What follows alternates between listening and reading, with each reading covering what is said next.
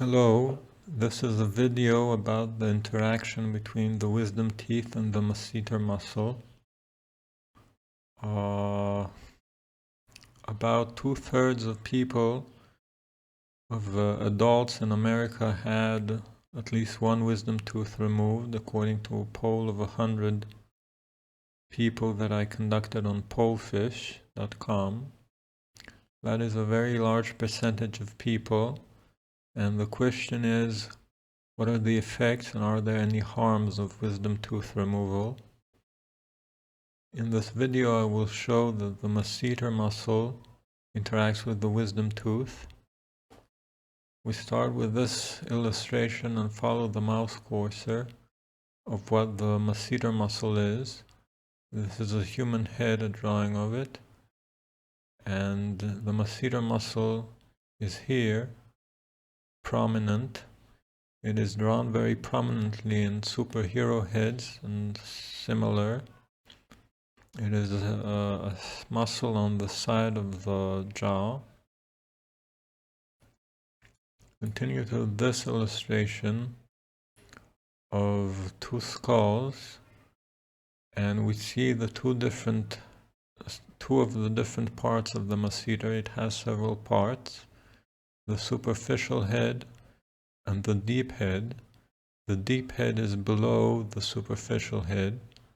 If we count the teeth, we can see here the first molar, here the second molar, and here hidden behind the masseter muscle is the third molar, or the wisdom tooth.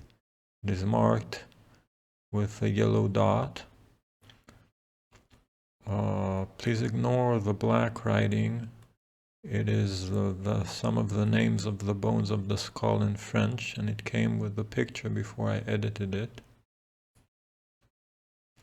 Here we have a human mandible, human lower jaw bone, and follow the teeth.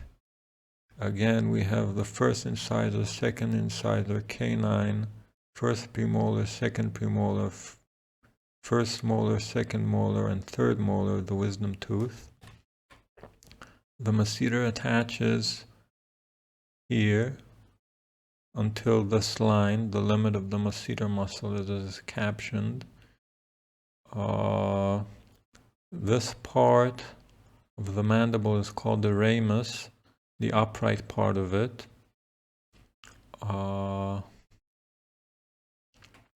As we can see, the masseter goes beyond the edge of the ramus into the side of the wisdom teeth, between the second molar and the third molar.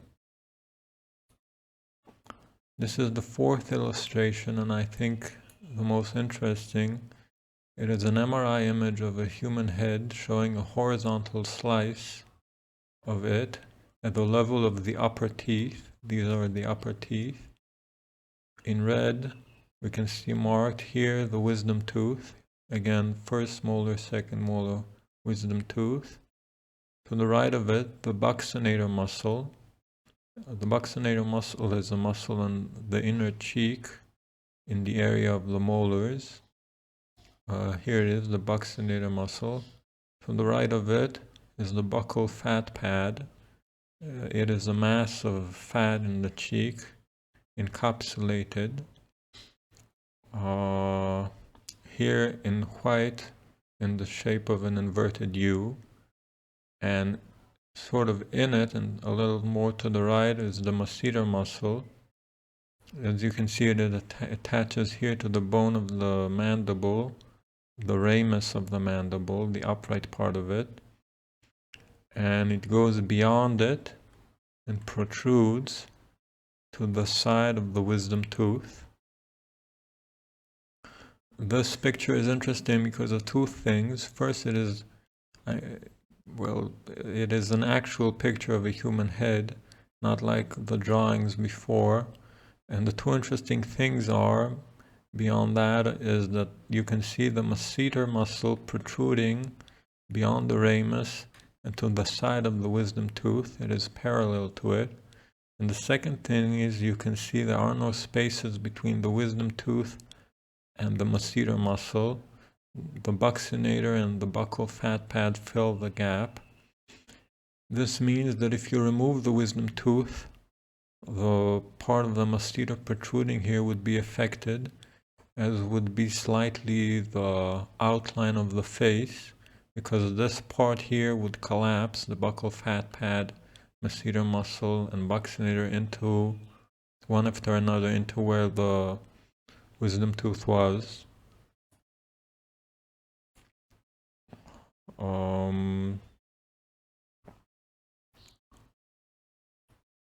The contact between the wisdom tooth and the masseter muscle is important because the masseter muscle is thick and muscular, and it acts like a cushion on the wisdom teeth. If you look at the lower jaw, the lower teeth, the wisdom tooth, when the lower jaw moves, the wisdom tooth is cushioned by the part of the masseter muscle here, and it helps control the movement and feel it. When the wisdom tooth is removed, you no longer have that point of contact. It is lost, and the lower jaw is shaky and jerky, and speaking is affected, and the moving of the head too, and the way one feels. A remark on the picture here, on the left you can see a larger than the right buccal fat pad. That is because the patient in this MRI image had a lipoma, which is a benign tumor of the fat in this buccal fat pad. The large black arrows came with the MRI and they point to the buccal fat pads. Thank you for your time. Please look in the description for the URL of my website with more about how to avoid wisdom tooth removal and the harms of it. Good day.